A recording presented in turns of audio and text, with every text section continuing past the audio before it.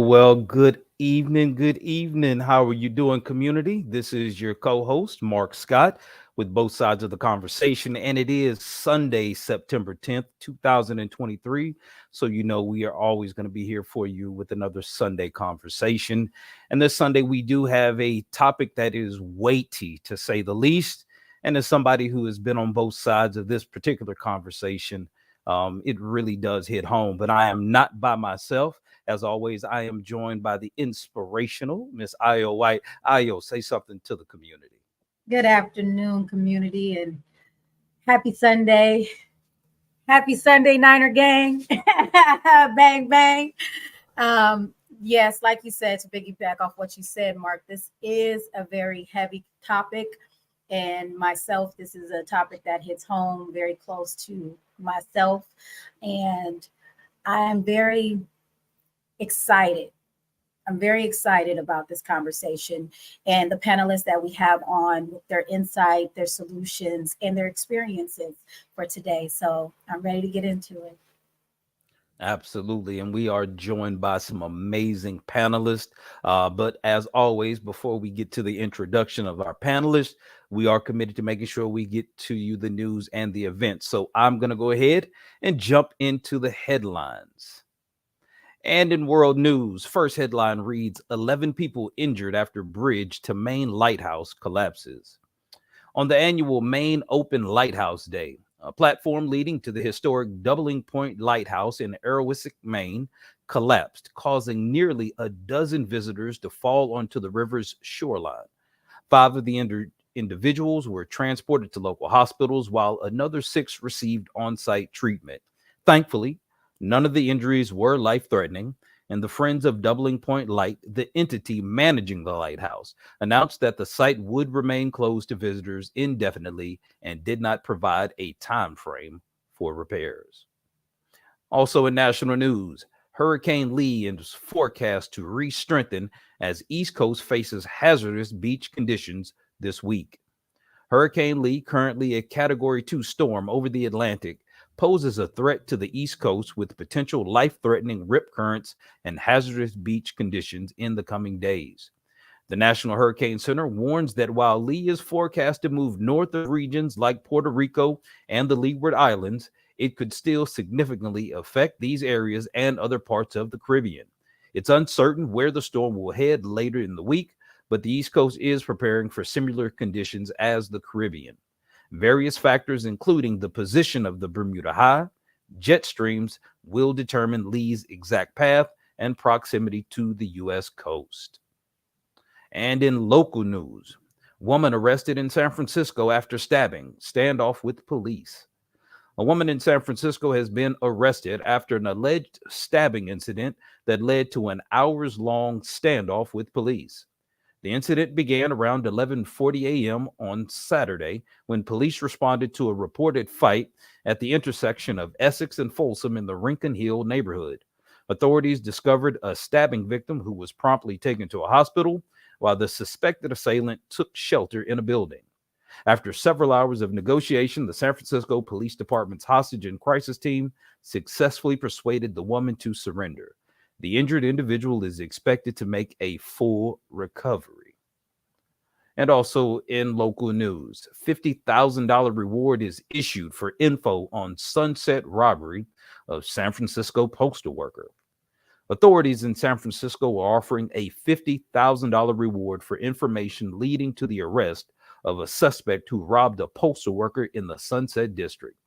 The incident occurred around 5:10 p.m. on Wednesday near 47th Avenue and Santiago Street. The postal worker was unharmed, and surveillance footage shows the suspect wearing a black hoodie and a bright red cast on his right arm. Officials have advised the public to report any relevant information to postal inspectors and to avoid approaching any suspects as they could be armed. The robbery follows a series of similar incidents, with 3 postal workers being robbed in the Bay Area just over a month ago. And that will do it for the news.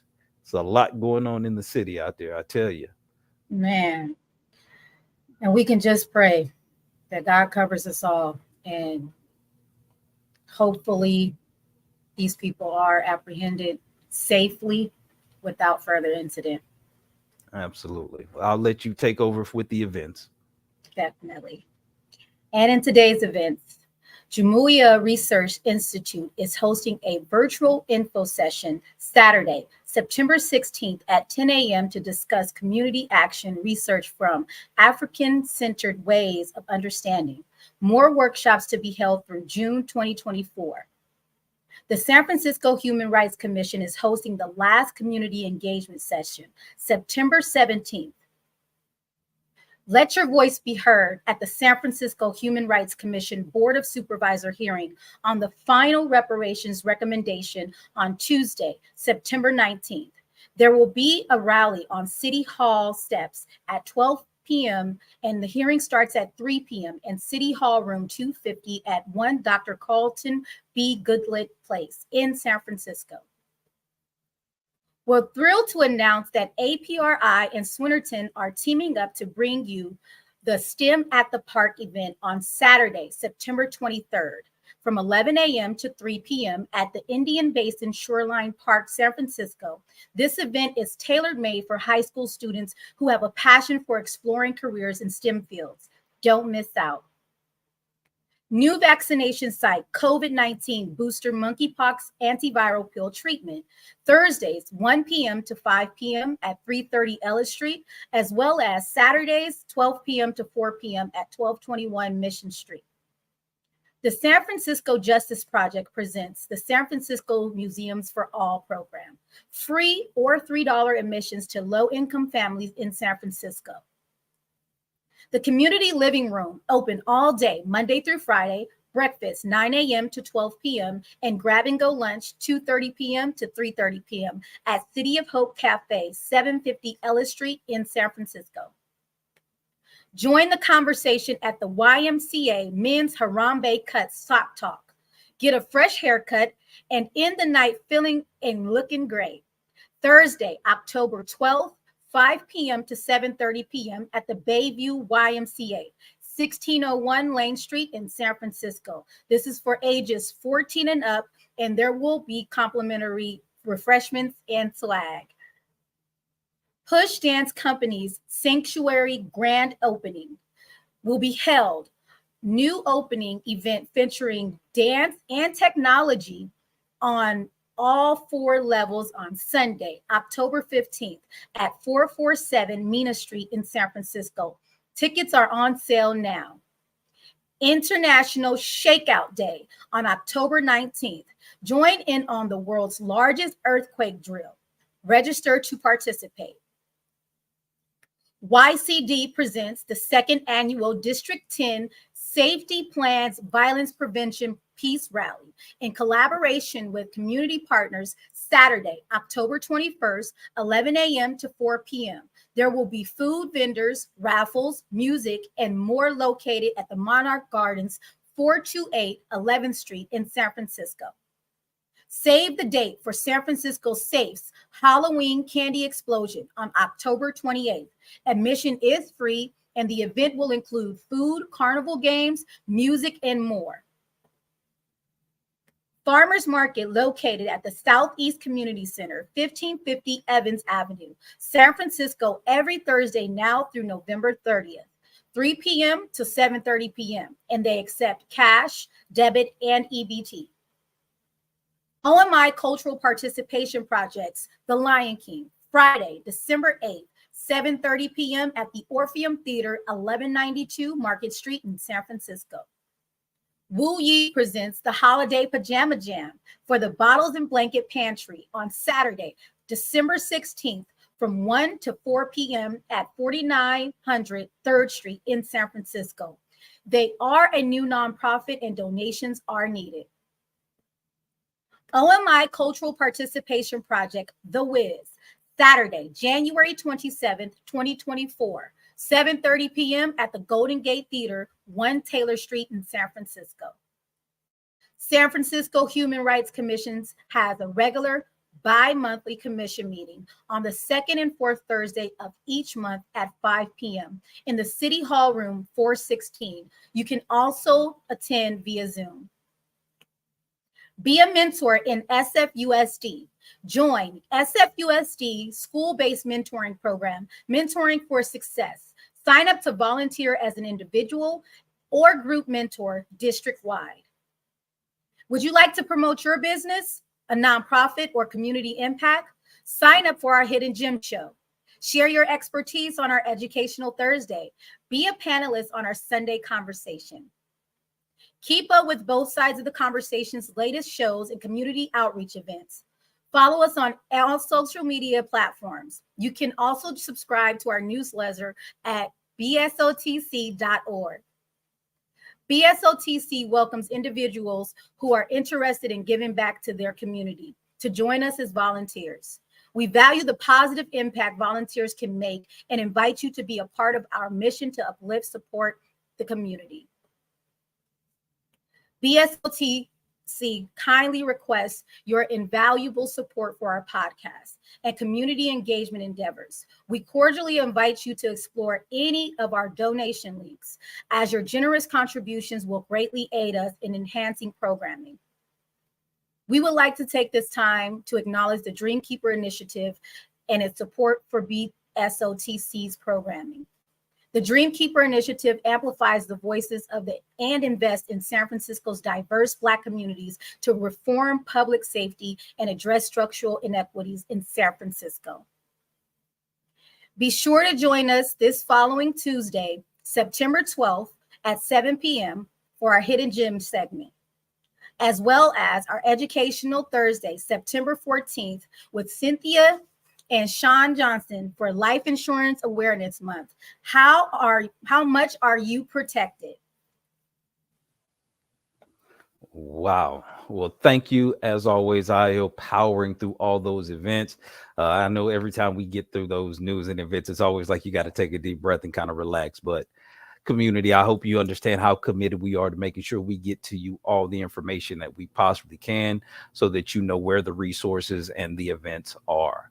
I want to go ahead now. We do have a distinguished panel of guests.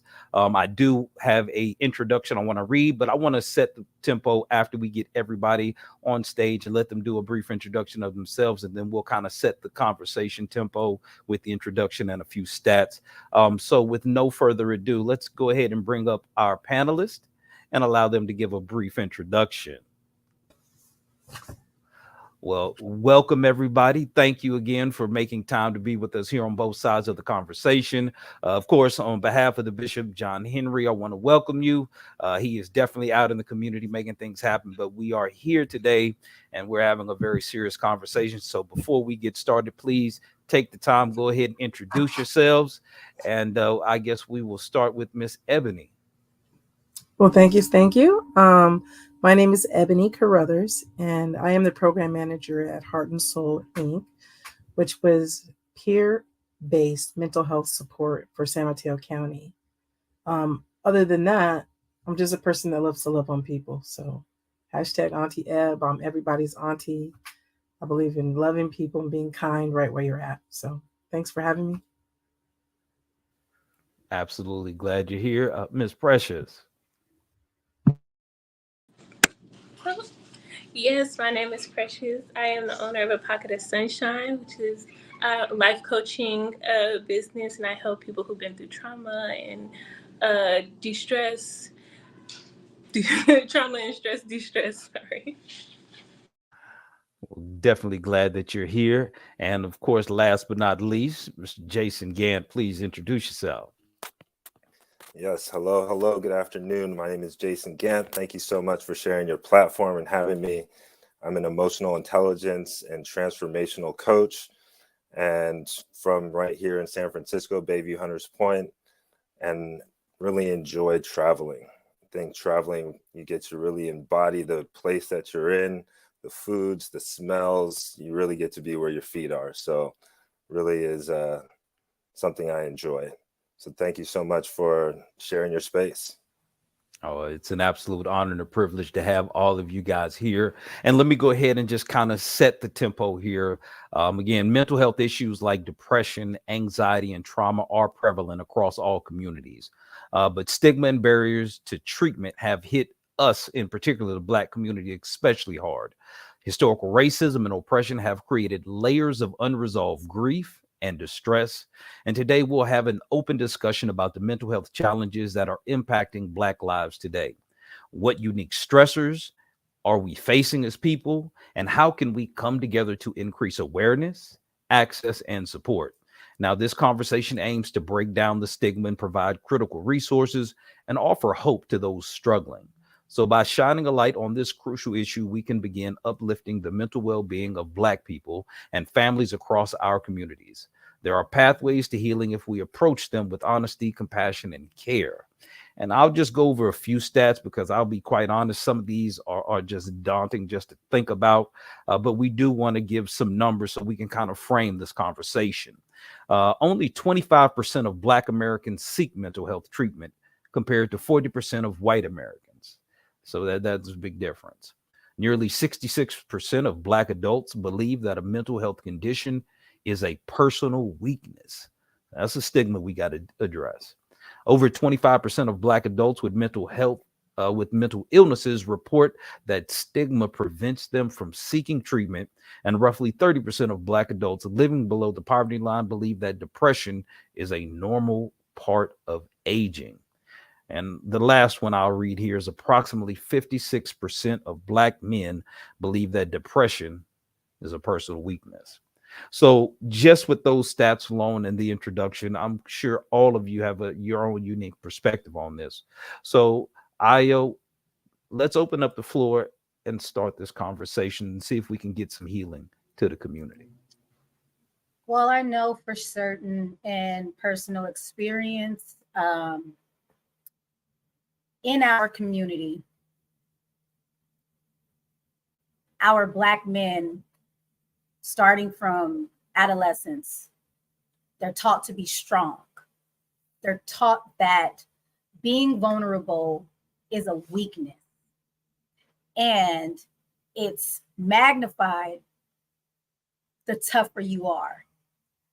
So with adding vulnerability as a weakness and silence as a strength, our Black men, boys, go so long being quiet about the things that torment them on the inside. And I'd like to just open up with asking this question. What are some of the unique mental health challenges facing the Black community today? From personal experience and or just your own life testimonies.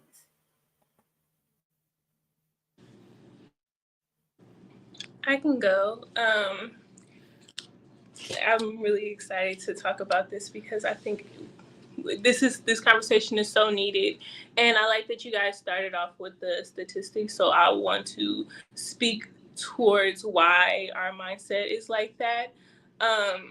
It is because of post-traumatic slave syndrome, and even the fact that we have therapy, quote unquote, actually came from the slave masters wanting to know why their cargo people were jumping off of the ships.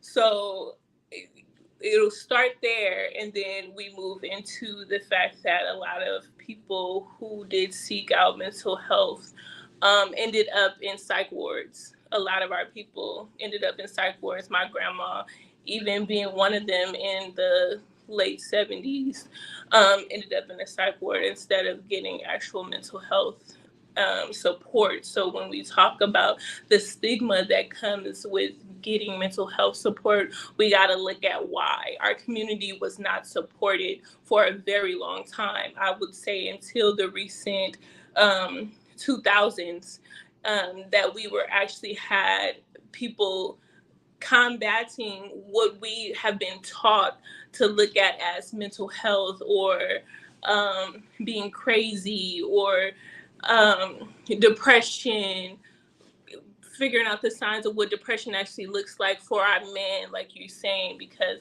and our women, because we've been called angry Black women. Our men have toxic masculinity, and we have not got into the root of why these things are happening, or even why we even say those things. So I think that all adds to the stigma of getting help, because if I get help, then that means you have to label me. And if you label me, that means that there is something wrong with me, not something wrong with what I've been through, not something wrong with generational trauma, because trauma happens in the womb as well, and we carry it with us, and it transfers to our children. And so we don't talk about those things, and so it's very isolating. And a lot of people deal with isolation and abandonment and suicidal ideations and things like that because we aren't able to talk about these things.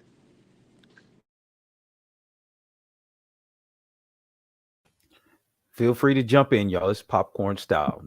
No format. Yeah, sure. I don't mind going.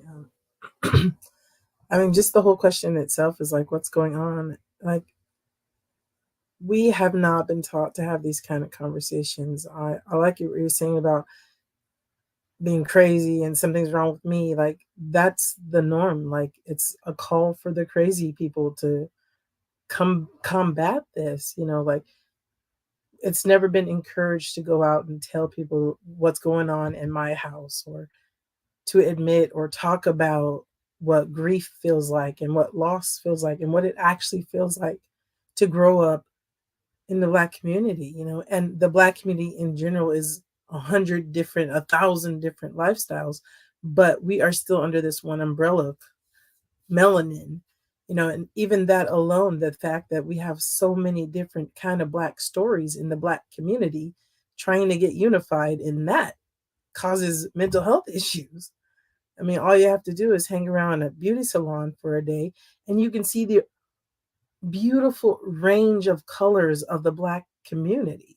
So first we need to address that in ourselves. It's like we got our own stigmas about ourselves before we can even begin to talk about our stories and our trauma and our healing. We got to figure out who the heck we actually are first. So it starts with, who are we? So. Yeah, thank you, Ebony and Precious, for your shares. And just as I was reflecting and listening to you, that's where I landed too, is who are you? Who are we? It's that someone can just ask, where are you from? And not knowing our roots, as we talk about, post-traumatic slave syndrome, not knowing our roots, not being able to answer that one question, where are you from, leads us to define ourselves externally. And that's where we're lost, which is why I think we have to find ourselves and search inside. And, to point to something else, that another reflection was just growing up in Black households, you hear a lot, that this doesn't leave the house. This stays in this house. You also, go ahead. Well, no, I can identify with that. I mean, I remember it was a lot of things you didn't let get out to the house or get to the school.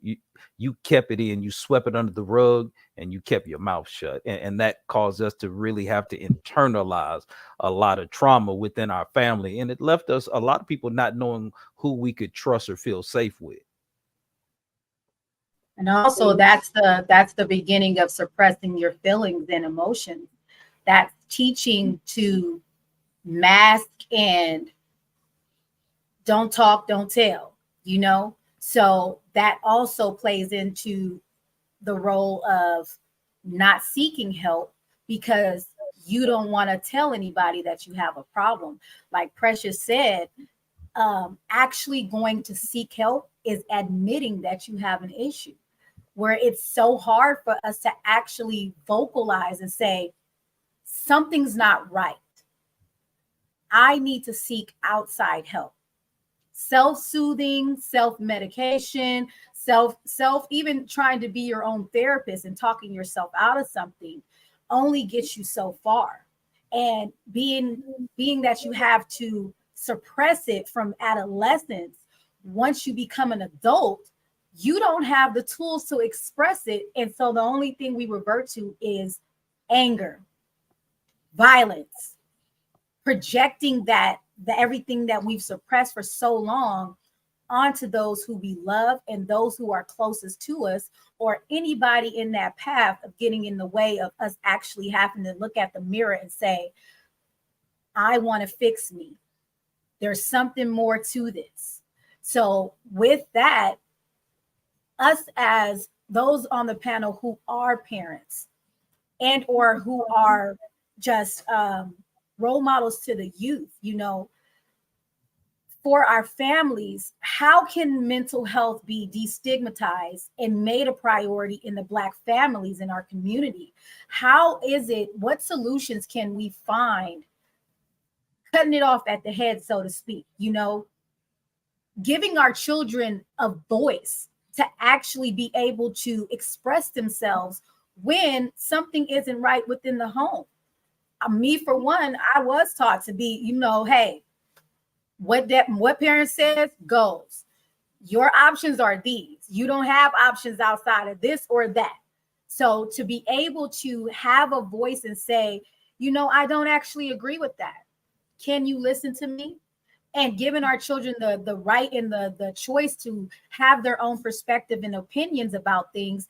This way we can start to build healthy relationship with our children instead of them going outside and seeking peer influence where they can actually be getting that from home. So within that, the question is, how can mental health be destigmatized and made a priority in our Black families? Well, for me, I'd say the first part is just calling it what it is. We love to say call a thing a thing.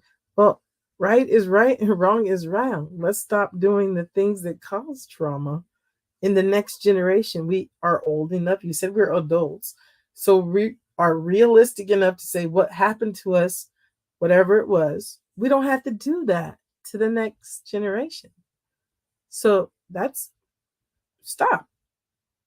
But then that takes the vulnerability and it takes maturity in the adult to say, I'm wrong. I don't have it all. I'm hurt. I'm broken. I'm scared. And there's no safe place to be a turtle without a shell. There's no safe place to be a soft-shelled crab in the world.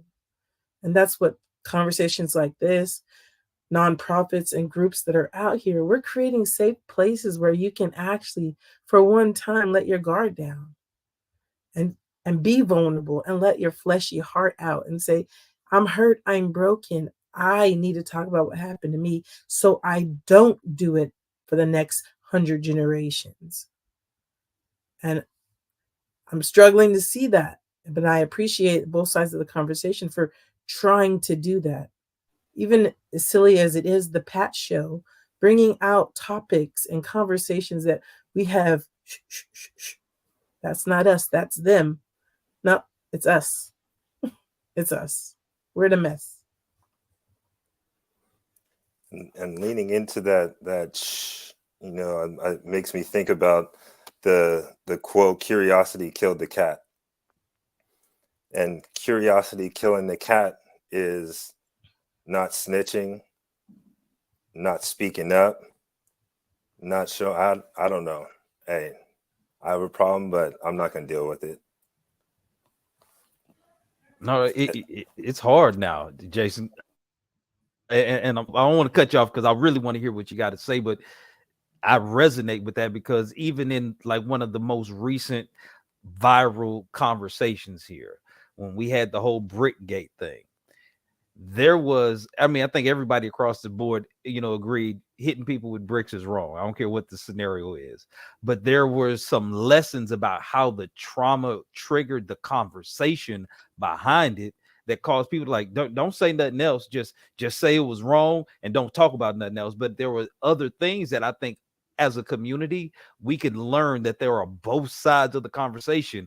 Do we all agree pretty much unanimously that people shouldn't be hit with bricks no matter what? Yes. But do we also understand that you can put yourself in situations because the world is dangerous? And if we're going to have safe places, we have to be intentional about creating them because just you think about nature, why communities were created, because we understood that nature by itself is dangerous. And if we're not organized, we're not collaborating, we're not working together, and we're not going to be able to say safe unless we intentionally create groups. So that's how communities form. And that's kind of the attitude that we have to have, that no, you shouldn't have to shush. If you got a question about something or you see a lesson in something, and getting understanding is not the same thing as agreement.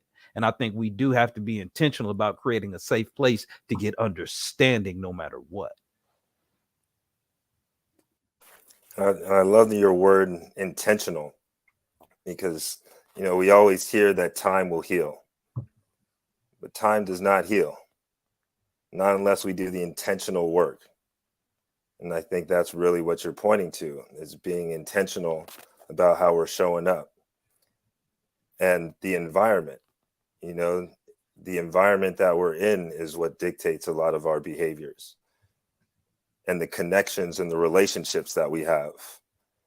And so being in Bayview Hunters Point, if I'm having a bad day and walking down 3rd Street, I have 15 liquor stores to give me a sugar rush, alcohol, cigarettes, unhealthy, toxic. Whereas if I'm living in the suburbs somewhere, I go outside and I don't have those bombardments. I don't have those distractions. And now I just find myself outside in nature or outside catching the breeze.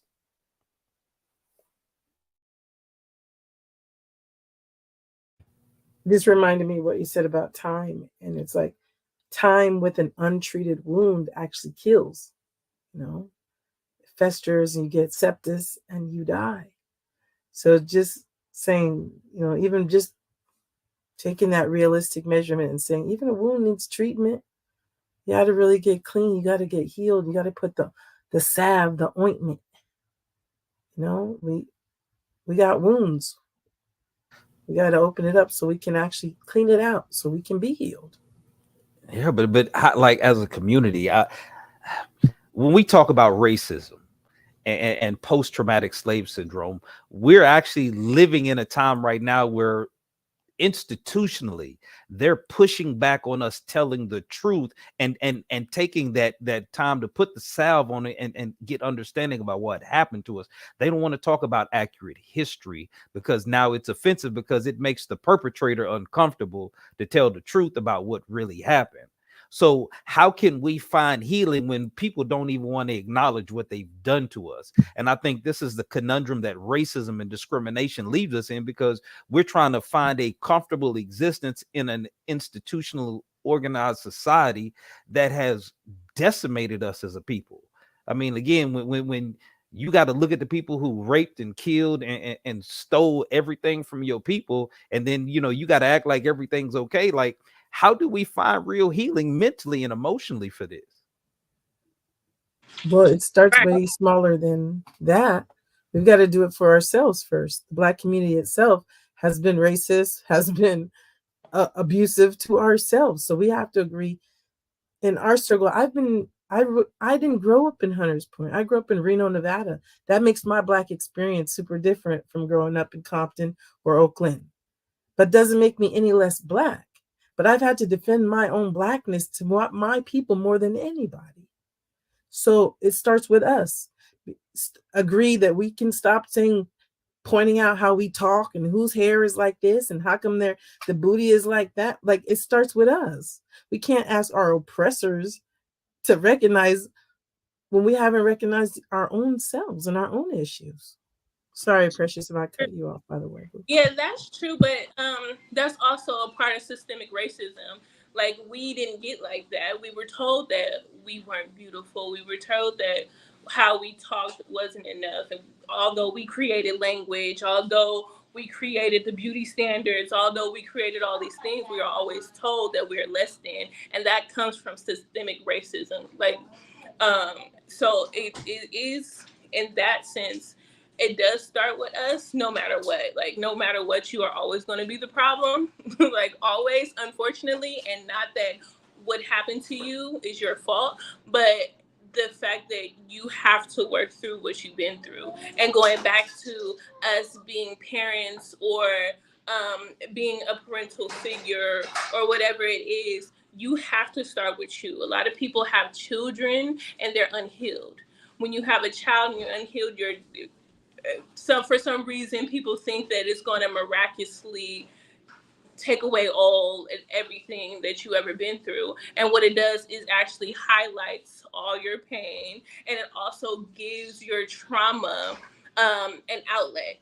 So when we think about parents who are incapable, aren't the best fit as parents, we also got to think about what they've been through, and the fact that some of them weren't probably even supposed to be parents. That's another thing society pushes on people, is to be a parent. Why aren't you a parent? Why don't you have children? All of these things. But we don't even know if these people have worked on themselves enough to be able to care for another human being. That is a whole nother responsibility on top of you dealing with what you already have going on. So it does go back to self. You have to do the self-reflection. You have to do the the healing work in order to be there go my kids in order to be a really good parent. Like, it's hard because your kids are always going to be a reflection of you, and they're always going to reflect back to you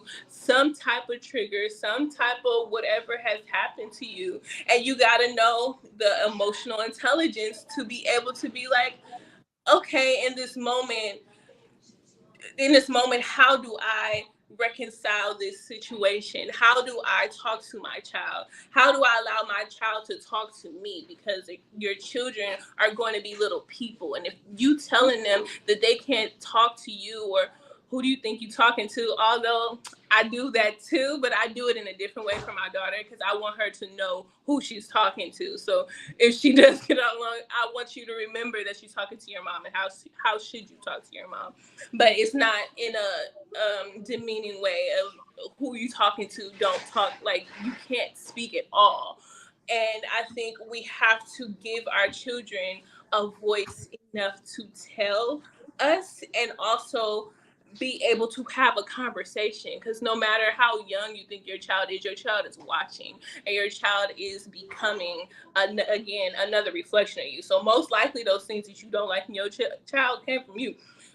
So we have to be able to have those conversations. And then when it comes to trauma really affects the whole family. And it also, like I said, is passed down through the bloodline. So we have to, when we talk about breaking generational curses, I know people, there is this story out where it's talk about two brothers. They had an alcoholic father. One brother wasn't an alcoholic, the other brother was an alcoholic. And we look at the brother that wasn't an alcoholic and we say how great of a brother, how great of a son, how great of a person he became, and look at him, and why can't you, who's the alcoholic, do that? However, it is in the bloodline. And however, even though the brother who did everything right, is not an alcoholic, his son can still be one. So we have to start talking to our family about what we've been through, because that's also how depression is passed down. That's also how anxiety is passed down. That's also how trauma and abuse and sexual assault is passed down, because we don't talk about these things in the community. And then when it happens, we have no outlet, because who do I talk to? And then who do I talk to when I already have a parent who doesn't allow me to talk to them? I have nobody to talk to. And a lot of kids turn to their friends, and their friends are being abused, and their friends don't even know what they're talking about. So now you have this big jumble of confusion, and they go out and do something stupid. It sounds like social media. True. To speak from a parent's perspective that had to do the inner work. My son went through a traumatic experience. It was a year of traumatic experiences. And I didn't know how to help him. My baby had a long stint of medical issues, so I was always overcompensating for him. Once he got to a certain age, male figures, brothers, cousins were like, you gotta, loosen up the ranks. He had several series of events happen that were so traumatic. But in his mind, because of the male influences, men don't cry. You got to be a man. So when these things happened, my baby was 6 years old. And he started to regress and act out in a way I could not identify my son. Sorry. It took a lot of inner work for me to see, instead of being reactive when he would act out in these ways, to say, I have to relearn who this person is now. We went through therapy together. He did individual therapy. I did individual therapy. But opening up the conversation for him, letting him have a voice and creating a safe space for him helped us both tremendously. My son would self-harm. He tried to commit suicide 3 times, and I could not save my baby from what the turmoil that he was going through within himself. And I felt like a failure. I felt like I wanted to blame. I felt that anything that I could do was not right. And it took extensive inner work in me for me to even be able to reach out to get help for him.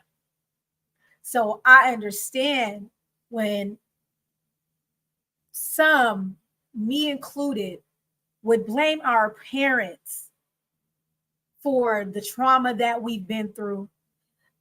And it wasn't until I became a parent and had to experience these hardships with my own son that I realized my parents didn't have a handbook either. Even though they had been together almost 30 years when I started becoming a young adult, even though I'm the youngest of 4 siblings and they kind of had a niche for how they were raising their children. Each child is different. Each experience is different. I've always been a caterer, nurturer. I had a daycare before I even had children. I was the fun auntie. Everybody come to my house. But when I had my son, everything halted. He had a traumatic birth. From that, it was just one thing after another. My postpartum depression projected onto him. And it wasn't in a bad way of physical abuse or anything like that, but it was the coddling. It was the crippling him of not being able to experience things because I thought everything wrong, the Murphy Law, anything that could go wrong would go wrong. And my mental started to manifest that. So when he started to go through these traumatic experiences and he started to lash out, I felt helpless because I didn't prepare myself for the what if. And I didn't prepare myself because I was in a place of blame. I was in a place of everybody else but me. I didn't have the tools at that time to even start to fathom how I could help my son. So I didn't grow up in a household, even though I'm from Bayview, Hunters Point, I've lived a little bit of everywhere in San Francisco. I didn't grow up in the typical one parent, single parent home, strong Black woman, like a lot of my friends.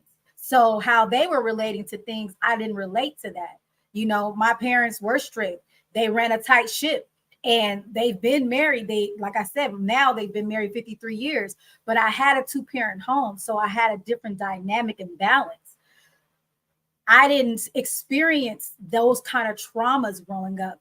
So when my son started to act out in these ways, it was not from model behavior.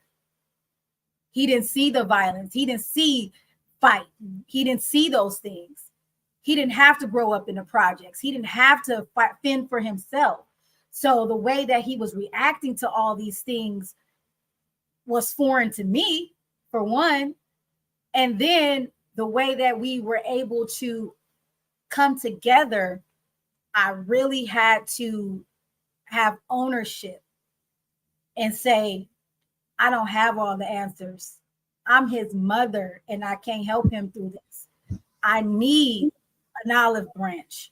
I need a third-party perspective because what I'm seeing, I don't have the equipment to be able to navigate through this for myself and him.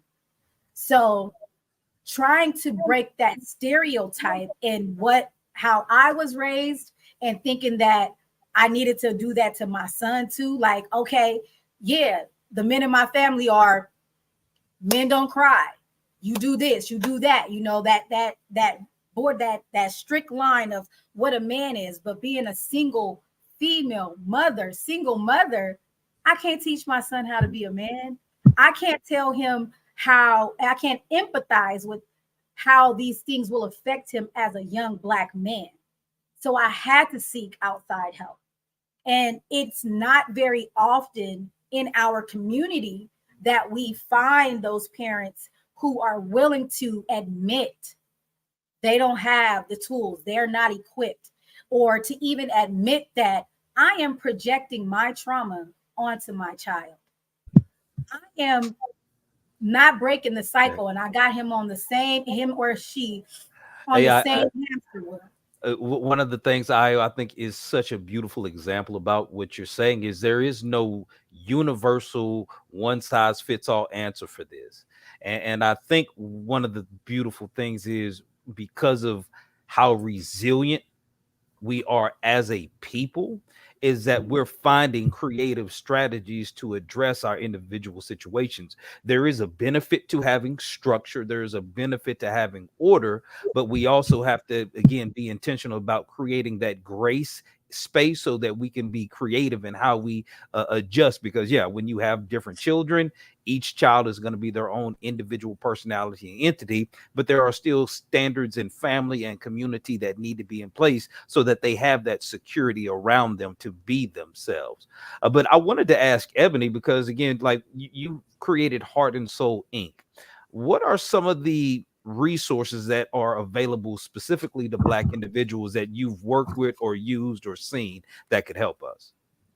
All right. Thank you, Mark. First of all, I want to say I worked very hard there, but I did not create the work. This has been going on since before 2005. Heart and Soul's grassroots. They were on the ground, peer-based, which draws me to what Aya was saying. Like, this is where the community comes in. This is where peer-based, like one-on-one, when you see something, it's our job, our responsibility to share the resources, to say, hey, girl, hey, sis, I see you struggling. Let me tell you about something I heard. Or just be like, hey, they're having a fair at the park on Saturday about mental health. There's this radio show that's talking.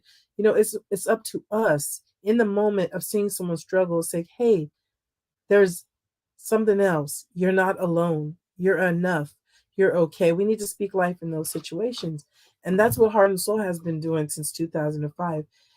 San Mateo County is growing in the population of African Americans lately. And we don't specifically serve just the Black community. We're here for everybody. Our main focus is to create a safe and an inclusive environment for everyone, because we're all part of this community.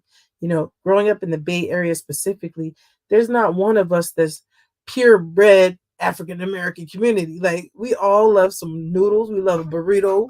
We love, lemon chicken, whatever. We are multicultural in this area. And we have to understand that our Black home community is multicultural. I don't know about you, but I got probably 5 different races of cousins. That's just the kind of people that we are. And we need to see our community as more than just shade, but it's anybody that's down to rock and down to live and down to love and down to speak truth. And Heart and Soul has been doing that. They visit people in locked facilities that are actually struggling with mental health issues. They partner with them one-on-one, helping them get reintegrated in the community. We also have a drop-in center in Burlingame where we have art classes, art for wellness. There's what's called yoga for the mind, Zen Tangles, teaching us yoga, how to breathe. We have fun activities like movies and bingo. We're just creating spaces where you can actually exhale.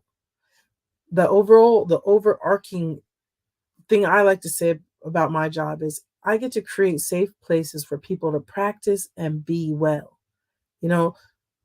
You got to build your muscles up like the gym, right? We didn't learn how to be well. We didn't learn how to talk about stigma and mental health growing up. But now that we're adults, we can. So we got to practice our muscles. We have online, we have in person, we have support groups. You've got to do the work, right? This interperson work is not just personal, it's communal. Sometimes you hear somebody else testify and it speaks right to you of something you've never said out loud. But if there was never a space for you to be safe enough to be said, I would never have been healed. We also have to go back to our religious background, and some of the things coming from this church literally have created mental health issues. It's confusion. Even going as simple as telling your kids, tell that bill collector I'm not here, but then saying, don't lie to me. We're creating situations where people are growing up not knowing what the truth is. And it doesn't have to be just religious. Just say what it is. Making up your mind what you want for dinner has become the biggest anxiety thing of most people's day. Like, are you serious? Like, we just need to pause and rewind and go back to the simplest life. What is important, practice that. And what is not, let it go. Stop worrying about what the next man is doing. Focus on what's best for you and your immediate circle and let it trickle out. We can't do it alone. It didn't happen overnight, but it's got to start somewhere. And I'm thankful to be here in this group talking about it today. I want to be healed, and I want my people to be healed. Yes, and I like that you talked about community, because that brings me back to what Io was saying about having postpartum depression. And we don't talk about that enough. Having a child is a life or death situation. And we look at it like it's an everyday thing. People lose their hair, they lose their teeth, and they lose their life. So we don't look at it like that. And when we have a child, they take so much from us. Every woman does not go through postpartum depression. Unfortunately, I was one of those people to go through postpartum depression, so I understand what you are saying, but it is like an out-of-body experience that you can't put your finger on it, and it does not feel good, and it does not make sense, because you are supposed to be connected to your baby, and you're supposed to be connected to your body.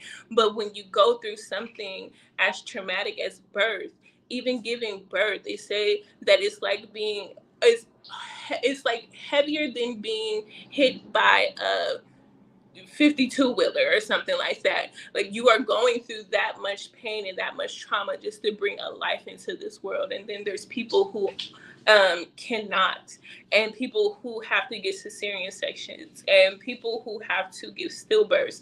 And there is a lot of trauma that happens to a woman just to bring a life into this world. And a lot of people take that lightly and take it for granted, but it's a lonely feat, and we were never supposed to do this alone.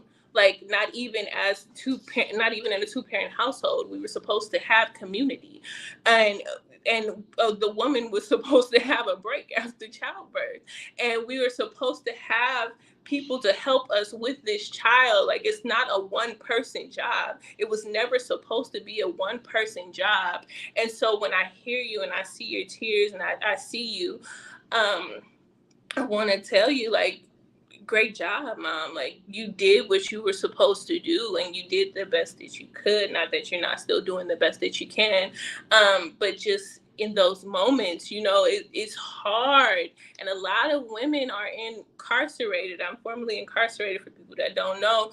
I was in an abusive relationship, but like, I've seen a lot of women, and a lot of those people that we call baby cases, or look at them like, how could you, or why would you?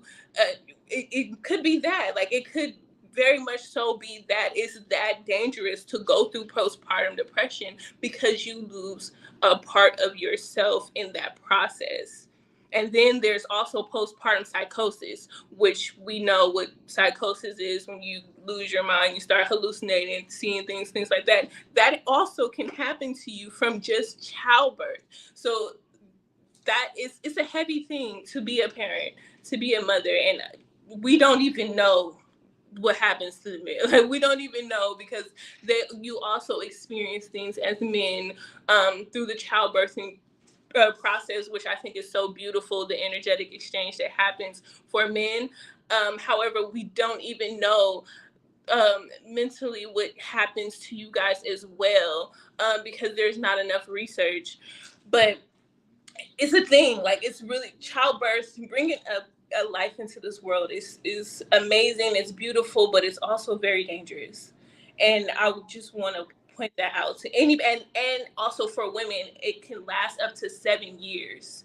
So for you to have a parent, a mother, that has gone through childbirth and may not even understand what postpartum depression is, it could be happening. And 7 years is the developmental stage for a child. So imagine going through that with a child that is also developing and learning, and now they have this parent who cannot be a parent to them. So that's just something to think about. I want to say and give flowers right now to Jason, who has been an amazing instrument in our schools. He's worked personally with my son and is creating a space for our children to share their experiences, to share the tools and things that they have, worked through, and giving them tools, giving them the creative energy to show them like, hey, it's okay, you're not alone. My son, like I said, we went through therapy and all these things, but with the experience that he's had with Jason, he has used his trauma to help friends, to show them that, hey, you're not alone. And it's not like you said, when our children were specifically, I'll be 40 this year, my generation, we didn't have that safe space inside. So yeah, going outside, sharing things that are going on with you, or, being upset with your parents, or, not being able to voice certain things, but you find that one best friend you tell everything to.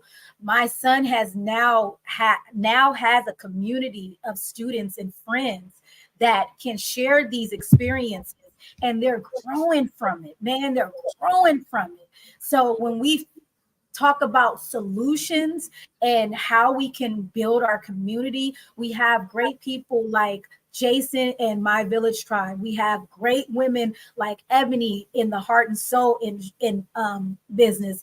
And we have these places where we actually have a safe haven. Now, the point of it is getting these resources out to our community, shining light on these businesses and these organizations, so everyone can have a chance to experience that.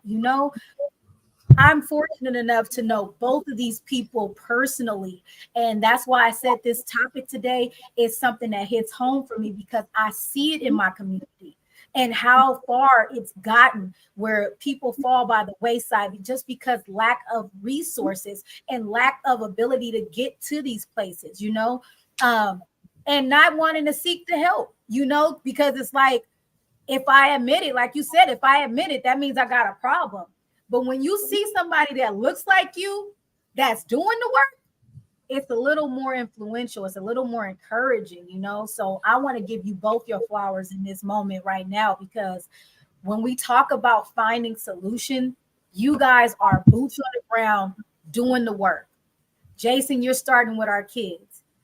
Eb, you're working with our adults who have gone through their lives dealing with these things and not having an outlet, feeling like you're isolated. You're the only one. Yeah, you see crazy so-and-so going down the street, but in our community, they say, oh, don't go by him. Not let's go help this brother. It goes down to learning how to read the room, right?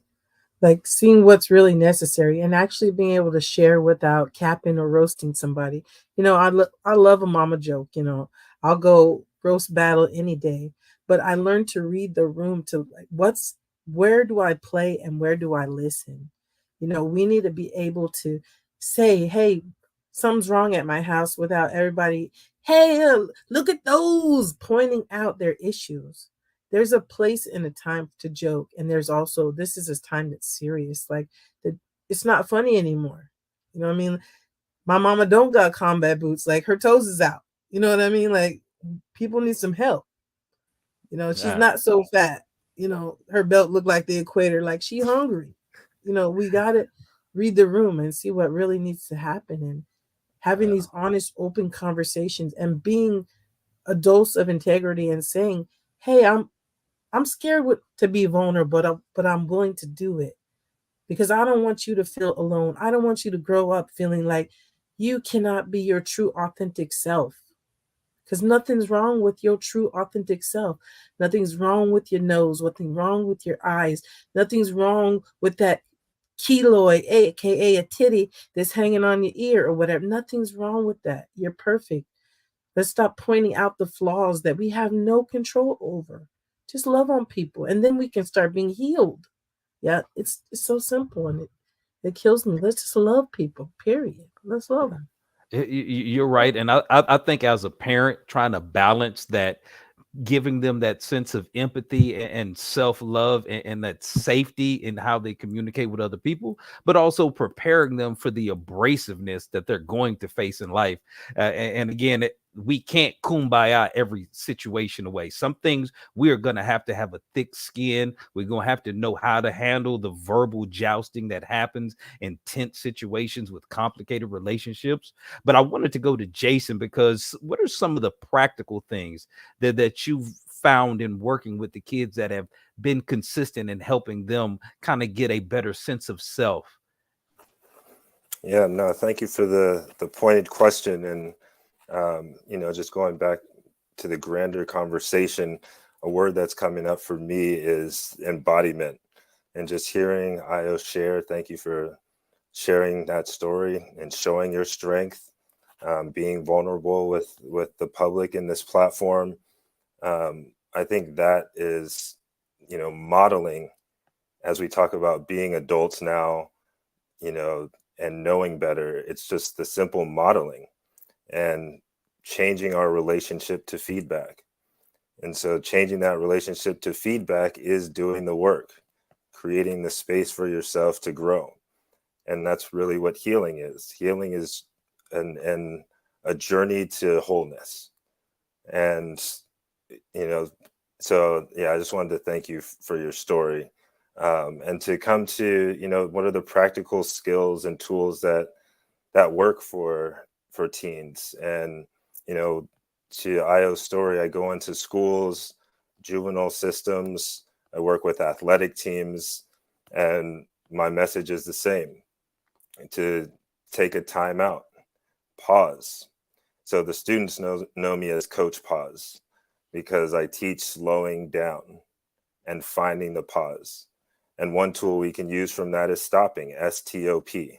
Stop, take a breath, observe or orient, and then peacefully proceed, which is something we all do when we're driving. We all come to the curb and we look both ways. I have a 2-year-old son. I already teach him, look both ways. We stop, but we don't do that in life. But that's how life-saving it is, that we look both ways every time.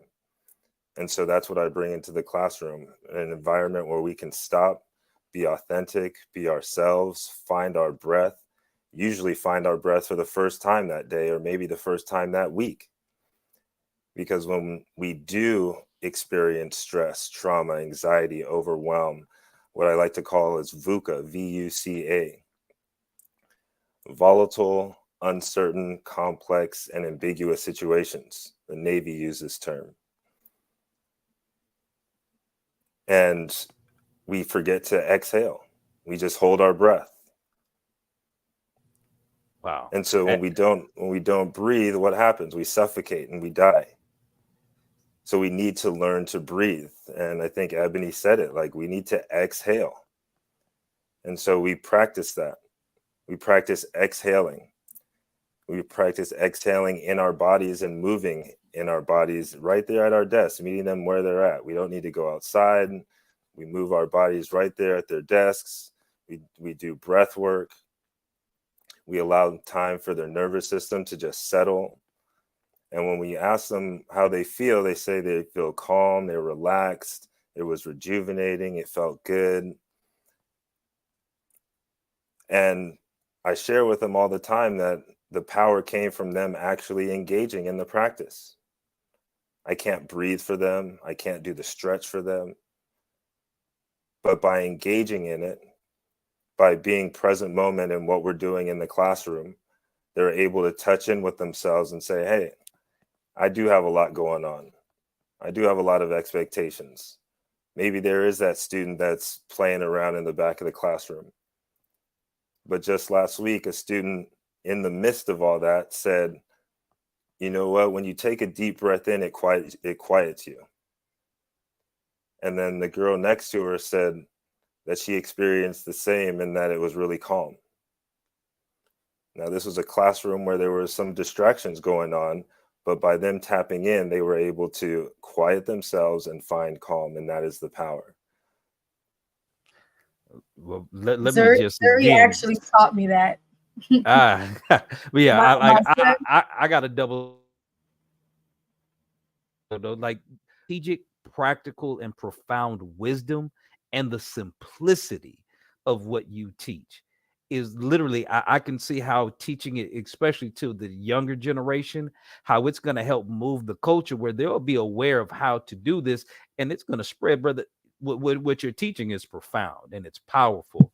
So again, my hats off to you. Please continue the work in community. For anybody watching this, y'all please find a way to connect with each and every one of our panelists and support them in what they're doing. Because again, we have to build a village and we have to be intentional.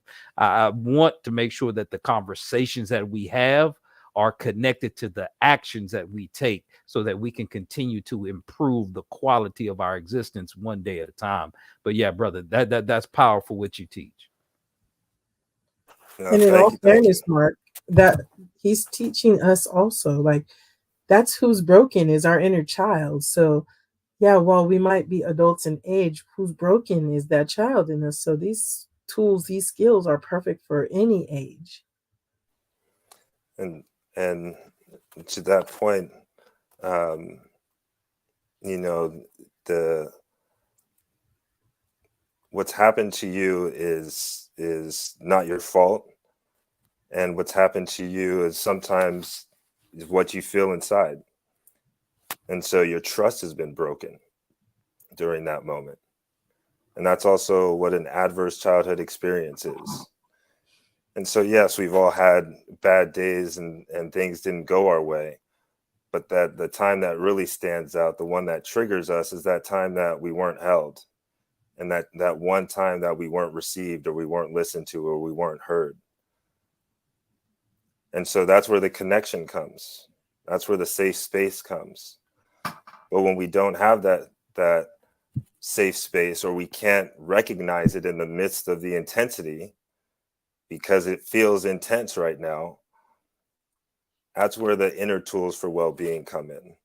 And so that's where you hear things like mindfulness and meditation and yoga, which are inner tools for well-being, so that I can resource myself just enough to be able to ask for help, to have enough confidence to take off that mask and say, you know what, I've been hurt and I need help. And I don't know how I need help, but I trust you and I'm speaking up. So please don't make fun of me. Don't say I'm wrong. And don't look the other way, because I'm using all my might to say I need help in this moment. Wow. And that's so challenging, to the admittance in saying, I've been through something.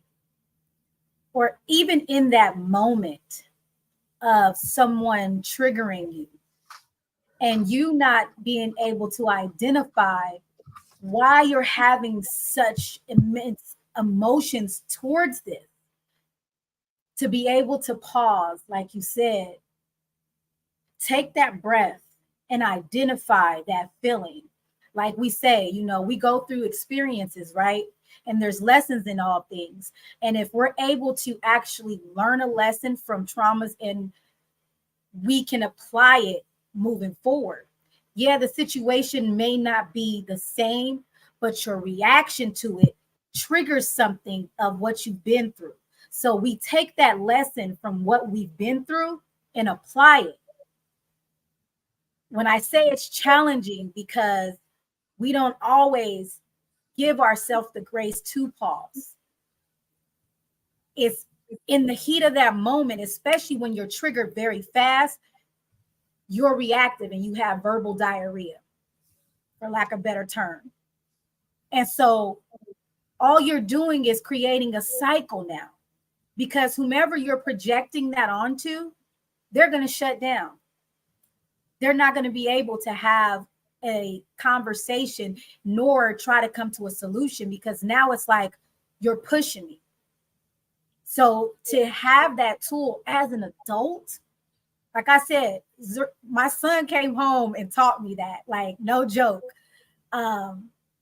Working through therapy and all these things, but he came home and taught me that. And it wasn't anything that I was projecting on him. I was just having a bad day. He said, "Mom, pause." And I'm like, "What?" He was like, "Pause. Stop and take a breath." He said, "You see this feeling?" He said, this is something that I tell my friends. He told me, he was like, you feel that feeling? Remember that feeling and don't ever want to come back to it. Use that lesson in whatever it is that you're going through right now and apply it the next time. He told me, "You have the right to feel upset right now, Mom." He said, "But I want you to pause in this moment. So if this feeling ever comes back, you can apply that lesson learned." So our kids, especially having these resources now, and us as adults being able to have these resources now, we're breaking the cycle. We can build up our community with these resources and these tools and break the stigma of what it is that we think, oh, because my mama taught me and this is just the way that I was raised. That's one of our worst stereotypes in our community. It's just the way I was raised. But at some point in your life, you have a choice. You can be who you choose to be. Don't you know that? You don't have to. You don't have to continue that cycle. You can break it. I'm forever grateful for these tools. I'm forever grateful for this platform that we are able to share these tools and these resources with our people so they can tap into that. It's an amazing thing. I wanted to share a resource with you. It's called a WRAP. It's Wellness Action Recovery Plan. It's how we practice recognizes where we are so that we don't get to that boiling point. And that's the steps that we can take as an adults in this mental health. Their tools are out there. It's up to us to go and get them and work the steps to walk through what triggers me. When do I trigger? When am I at a 5 and knowing when to pause? There are tools out there. And in the recovery model, instead of the medical model, we don't say what's wrong with you. We say what happened to you, because we already realize something happened to all of us. Okay, we all come from some kind of trauma. So when you start with what happened, then you put on ears that can hear, and you put on a heart that's open and ready to receive and to grow. So there are some things that adults can do. So thanks. And if you translate pause in Spanish, it actually means peace. So when we pause, it creates the conditions for peace. And so we can actually play out peace in our real lives in real time. And so to just add to our tools and our tool bag, I want to add the acronym BAG, BAG, for breathe, affirm yourself, and ground down. Feel your feet on the floor. So we can add our stop practice. We can add to the bag. Remember to take our breath, and here and now, the present is found. So working with a lot of athletes, they like to move, they're great at doing, but again, they need to remember to pause, take that breath. So I say your left foot is here and your right foot is now. You can't walk into the future and you can't moonwalk into the past. You can only be here and now where your feet are. And so it takes a lot to actually stand up. And that's oftentimes that's the first pose that we even do in the class, is just having the students stand up and feel their feet on the floor. Because standing up is the biggest form of self-advocacy. It's standing up and meaning it, being seen, not crouching. Absolutely. That posture is powerful. And I wanted to go back because Precious has been a little quiet over here in the cut.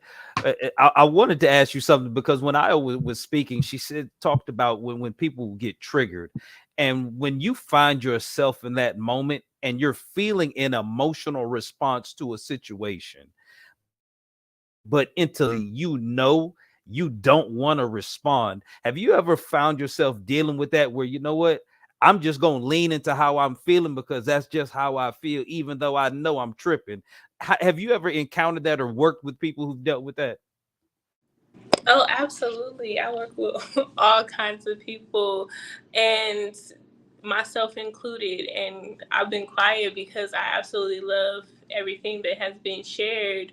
And it's literally, that's the foundation, is breathing.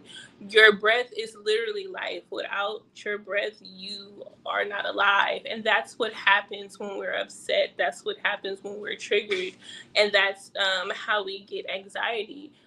When we stop breathing. And most of us, even right now on this call, are not even breathing correctly. And when you don't breathe correctly from your belly, especially as women, we've been told to hold that stomach in, you know what I'm saying? But like, we have been conditioned not even to breathe correctly, and that causes anxiety all on its own. And when we're triggered, it heightens it. So now our body's in fight or flight. So I had to condition myself to do that, to stop, to take a breath, and to evaluate how I'm feeling. I learned that actually in high school. I had someone, he wasn't teaching it, but he was teaching me in a moment of, I was upset at the teacher and I was going off, and I was, had all these other emotions from what was going on with me at home. And he let me let it out. And I was yelling, and he did it. I was doing all of the things. And he said, okay, now stop. Take a breath. Take another moment. And then when you go in there, because I had to talk to the principal, I was in trouble. But when you go in there, then say it. And I was able to say it calmly. And that triggered something into my head of, I want to be in this moment of reflection. I want this feeling of release. I didn't want the feeling that I had before. I want the feeling of release. And so it just became a practice for me. It became a practice for me to be like, hold up. And the thing about it is, we don't practice it enough. Mindfulness is not a one-time thing. It's not in a moment thing. It's not a reactive thing, although you can do it as a reactive measure. There's nothing wrong with that. But we always want to work in preventatives, though, right? We want to work in the befores rather than the afters, because the afters can be horrible. You can have horrible consequences. So what I like to tell people is like, yeah, take that breath, take that moment, but you got to practice this before. Like, you got to get your meditation in, and it doesn't always have to look like closing your eyes and listening to meditation music, although I do recommend that, get out of the hood stuff. We gotta get out of the hood stuff sometimes, because they're shooting up bang bang gonna make your anxiety go up crazy. We need to get into some more grounded things. But meditation could also look like doing the dishes. It could look like baking. It could look like reading a book. It could look like doing things to take you out of yourself and into a moment of stillness. So I do recommend having a practice to where you can sit in silence so that you recognize your voice. And when you recognize your voice, and when you recognize when you're outside of yourself, because that's what a trigger is. It brings you outside of yourself, and it brings you to the past. And we never want to be in the past, because we cannot get that stuff back. We can't take that stuff back. And when you take it with you into the present, it shapes your vision. So now when we are having these triggers, I'm no longer talking to you as a person. I'm talking to you as my mama. I'm talking to you as that person that hurt me. I'm talking to you as my grandma. I'm talking to you as this situation that did not go right. So now I don't even see you. And a lot of times that's how we have miscommunication, is because you talking to me and you may or may not have meant what you said in a way that triggered me. But my body heard it as an attack. My mind heard it as an attack. And now you got me messed up. And because I didn't take the time to breathe and I didn't take the time to even evaluate what's said, which is also important for you to ask someone, and repeat the question or repeat the statement that you heard from someone so that they can say it back to you in a way that sounds different than what they said it before. Because the way they said it the first time may have been triggering, but when they said it back to you, it may be like, okay, that's what you meant. And then when you recognize that it wasn't what you thought it was, that is a moment for you to take note and keep it in your Rolodex for the next time that you feel this way. And this is how we work in steps, right? Because everybody can't go from 0 to 100. I learn things real quick, and I don't put that on everybody because everybody is not going to get it, and the lesson gonna have to be learned a million times. And I'm one of them sometimes, but for the most part, I get it. But we have to work in steps because we might get it today, but tomorrow there may be a different situation and you lose the test, and it's okay. Give yourself grace, but to keep working on it is to build up a habit and to build up a muscle. We work on all the stuff that we're not supposed to do and all the ways that we're not supposed to be. We do it every day, and it's imperative that we start to work on things. And it's hard, which is the reason why we don't want to do it. It's hard to create a new habit. However, the things that are the hardest are usually the most rewarding. So I want to encourage people to try it.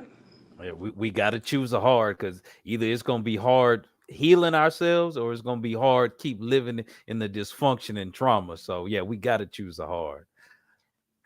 So what I heard you just say, I needed this conversation, didn't even realize it. What I just heard you say is tone, body language, and how we receive these things. I believe that, like you said, one day you're great. You find that medium. Me being a person that's 0 to 100, it's very challenging to find that medium. I've learned to pause, right? And in most scenarios, I'm really good at breathing and assessing the situation. So for a person like me, Precious,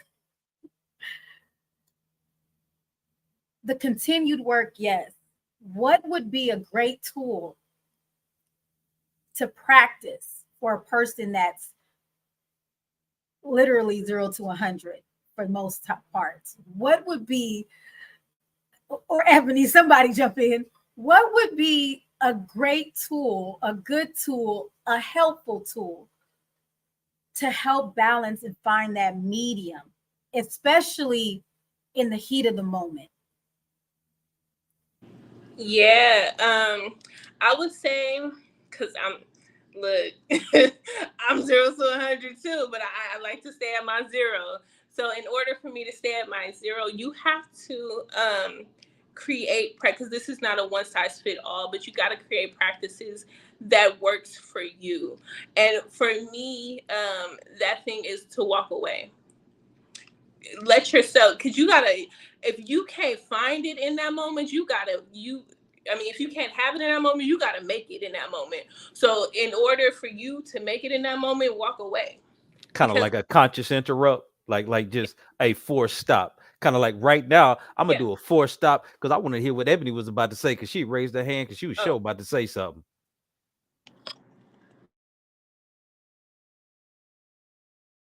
I think you're on mute. You got to unmute, Ebony.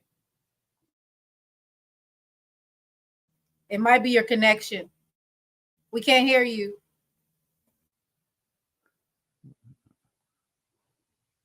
It happens. Technology is like that sometimes.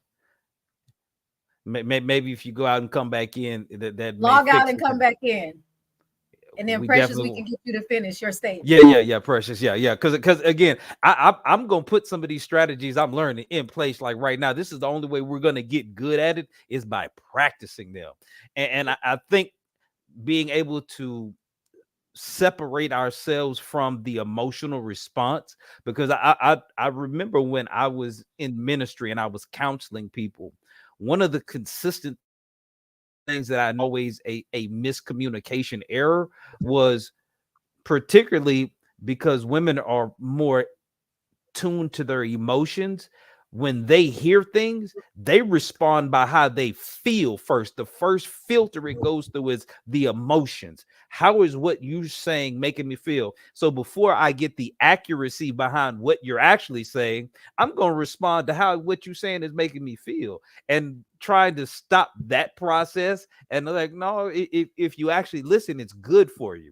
Like kind of like medicine. It might not always taste good up front. You might not feel comfortable, but hear it out and get accurate understanding before you react emotionally. It is hard. Yeah, it is. And like I said, you have to walk away, especially for us copheads. You got to walk away because you don't give yourself room to even hear. And you can't have a conversation if you don't hear, right? You're in the moment. Everything is happening. Words are flying out. You saying things that even though you may or may not mean it, that doesn't even need to be said. You know what I'm saying? All the things are happening at one time, and the situation, not just you, the situation can go from 0 to 100. So we want to give ourselves that space and that time, like, oh, I'm going to pause this right here. We can come back to the conversation, but I'm going to pause this right here so I can collect myself and I can come better to the situation. And also recognizing the difference between your trauma and a trigger, because those two things are different. And if we work through our traumas, we can work out some of these, we can work out how we respond to some of these triggers, because triggers may never go away. And that's something that we have to be able to recognize. But once you recognize the trauma behind the trigger, now I know what this conversation is doing to me. Now I know what this feeling is bringing up for me. Now I can create a boundary, which I'm the boundary queen, y'all. I love me a good boundary. I think you can have as many boundaries as you want. Just don't create walls. Walls keep people out. Boundaries keep you safe. And that's what we are always looking for, is that safety. And we tend to create ultimatums, and we tend to create spaces where you can't get in, you can't say this to me, you can't do this, you not my friend if you do this. And it's not that. We want to create a healthy dialogue so I can tell you and explain to you what's happening to me when you do these things. And when you do these things, now I have to create an action for myself to keep myself safe.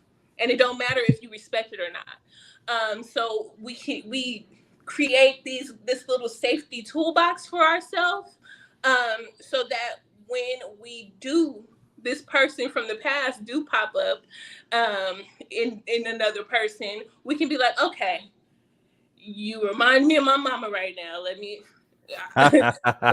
let me go and put a pause here and walk away so I can collect myself before I go back to the old me. Right. Or it's doing the work. You won't have to walk away. Your 100, you won't get to the 100. You'll be at a 0, and you'll be able to have this conversation now and tell them, which is where the boundary come in. I don't like when you speak to me this way. I don't like how our communication is going. This is what I need in this situation. You're able to speak about your needs without it being an attack. Because everybody is not here to attack you. And a lot of times, most of our communication is miscommunication. And so we want to, and triggers also, By the way, y'all. Oh, hold on, Who hold on, Precious, because you keep adding ands, and I'm waiting to get Ebony. Then came back. It seems like we got a sound. I want to get her back in the conversation. Okay, am I here? Yes, we can hear you Okay, loud and I was clear. like, the devil is a lie. No, it was actually just like a prequel to the talk, the stop, the pause. It has to do with halt, right? When you're hungry, angry, lonely, or tired, you should be very careful how you move. Those are usually the times in which you get triggered, in which you get set off. You need to really evaluate, where am I at, so I know what to do, how to respond. Do I need to pause? Do I need to take a time? Because those are the times that your flesh is going to be vulnerable. So that was all I wanted to add. I love the halt. I use that as a personal tool a lot.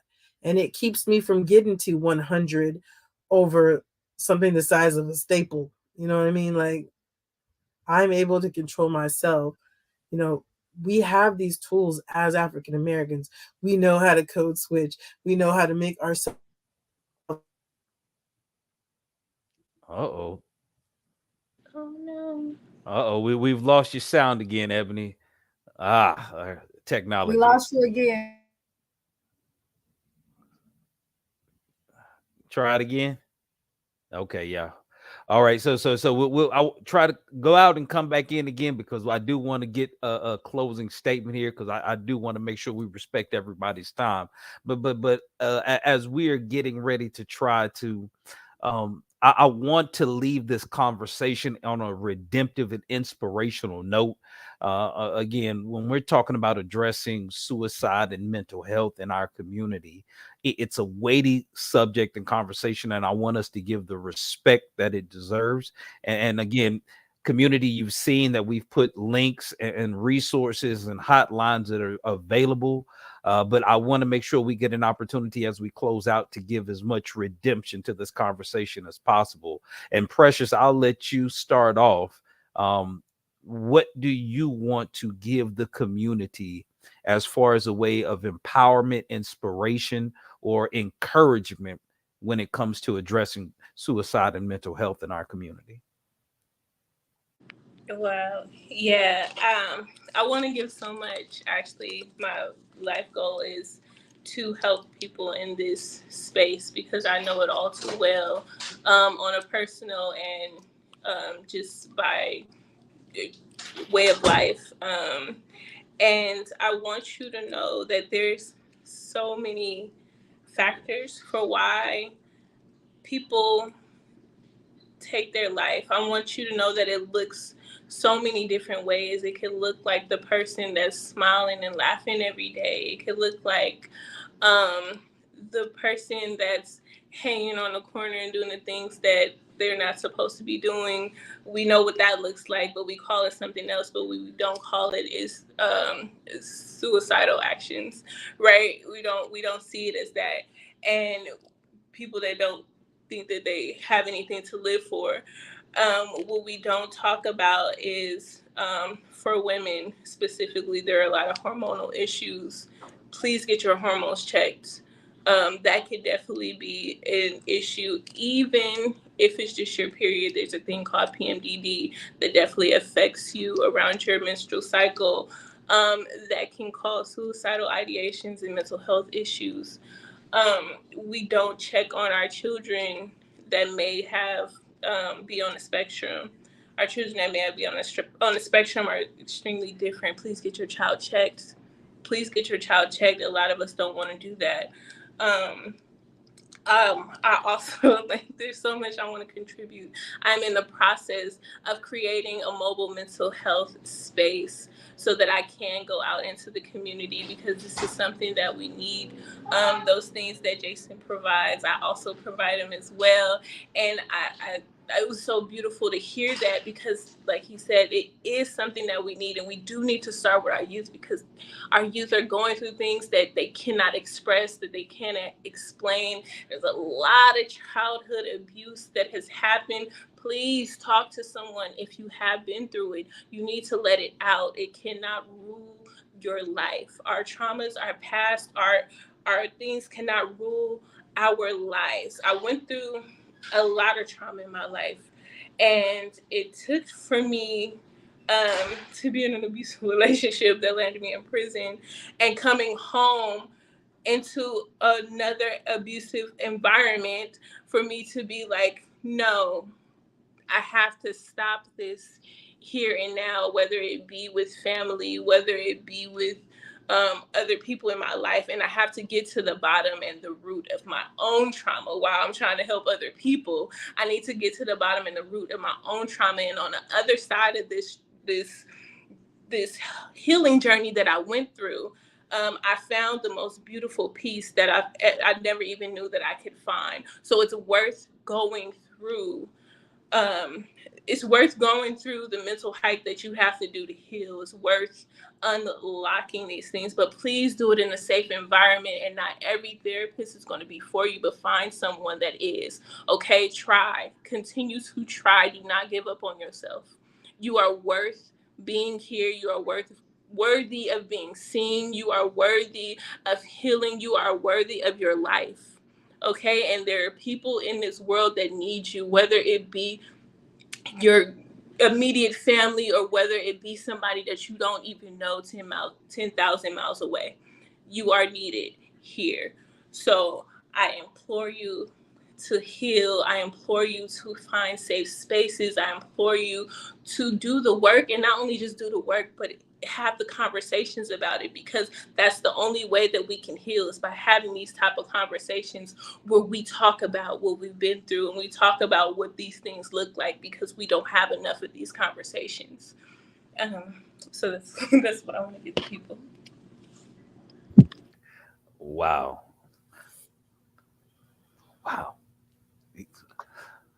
Again, yeah, Ebony, closing words, inspirations, motivation, thoughts for the community so that we can leave them with something empowering.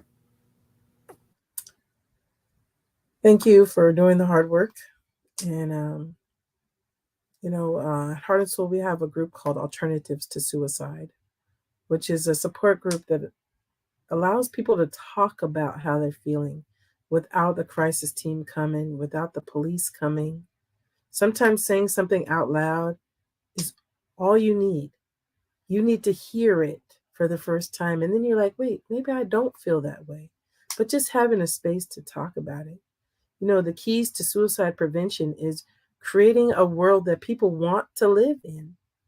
Most people that don't want to be here, it's because of the situation we've created. So let's undo it by breaking down the stigmas and creating love and joy-filled spaces where people can be okay. And then we won't have this hike in suicide. We won't have so much anxiety. We won't have so much ugliness. If we just truly just give people space, hear them, see them, and just love each other. It's a lifestyle. It's not just a job. It really is 24/7, putting your heart out there and loving people. So thanks so much. Appreciate y'all. Wow. Well, thank you, ladies. Again, we can't thank you enough. I know the community, as they watch this and rewatch this, that they will get value. And I think they'll be touched by the authenticity and the empathy that you showed in being transparent with everybody. Again, this is not an easy conversation to have, but it is one that is truly necessary. And again, we appreciate you contributing back to the community here on both sides of the conversation.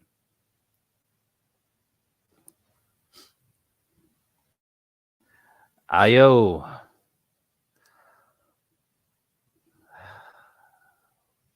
Come off the mute and give the community something. I'm pausing.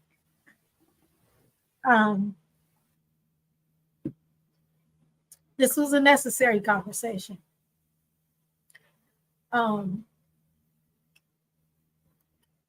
Definitely, I'm walking away with many tools today to apply to myself and just moving forward from so many different things. We learned a lot of acronyms and tools that we can use on a day-to-day basis with ourselves and everyone we come in contact with. We should stop, halt, and pause, wrapping ourselves up in our bag. Kind of how I put them all together. I appreciate each and every one of our guests for coming on today and sharing their personal experience and perspective and giving our community some much needed tools, resources, and just giving them that voice to know that they're not alone. Our community, I feel, even based on those statistics, those are probably lowballing it, because our community has been conditioned to not having a voice when it comes to depression and mental illness, and sweeping so many things under the rug that can actually hinder us from growing from adolescence until adults. Healthy relationships, it will hinder healthy relationships, and even healthy communication. I, for one, from personal experience, appreciate what Precious said. That's why I kind of got emotional. Identifying the trauma and dealing with it. That way, when you're feeling triggered in certain situations, you know, and you can say, this is triggering me, and I know why. And you can apply the lessons you've learned from doing the work and healing from that trauma. It's not a walk in the park, and it's not going to be an overnight success, but doing that inner work so you can exude what it is that you really want to be and who you really want to be and how you want to be presented in this world. Nobody wants to walk around with a chip on their shoulder or feeling like they're alone and isolated in a room full of people.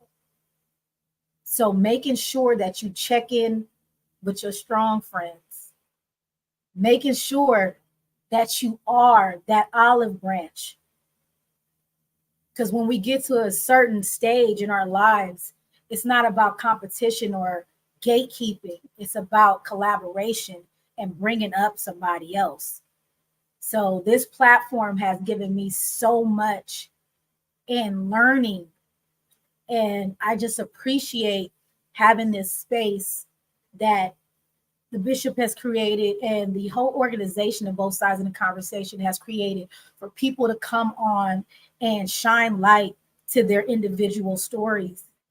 And today was one of those days that I was able to be transparent with the community and share my individual experience. And hopefully somebody walks away today understanding and taking a part of my testimony and understanding that the test that they're going through, they'll be able to grow through. Wow. As always, Io, your stature in how transparent and how giving you are to the community is always amazing and impressive. So I want to thank you again. And again, I also want to make sure that we do thank Ebony, Jason, and Precious for taking the time to contribute. And community understands something. As somebody who was always known as being the encourager and who has also sat there with certain instruments available and contemplated ending it myself, I can encourage you that moments like that of deep despair and pain and depression, they do pass. And often you may feel like nobody sees you. Please make sure that you reach out. Have at least 3 to 4 people that you can call at 2:00 in the morning for no reason other than just to talk. Because if we don't be intentional about building community, then we will fall through the cracks, because sometimes we can't even stop ourselves from spiraling down. So we need to make sure that we have people that are connected to us in an intimate way that we trust to talk to in those dark moments. And you may be that person for somebody else, community. So please have the empathy and the time to stop and pause for people that always seem strong or always seem like they gonna check on your strong friends, check on the people that are closest to you, because we have to be intentional about keeping our community healthy. There's no shame in asking for help. It's actually the strongest thing that you can do. And please, as you see the resources that we put on the screen, we made available, reach out, take advantage of these resources. Whatever you have to do, make sure that you get your healing, because you deserve it. And we have to set an example for upcoming generations. So on behalf of the bishop, the entire team here at Both Sides of the Conversation community, we love you, and we want you to know that we are here for you. So y'all have a good night. Be blessed.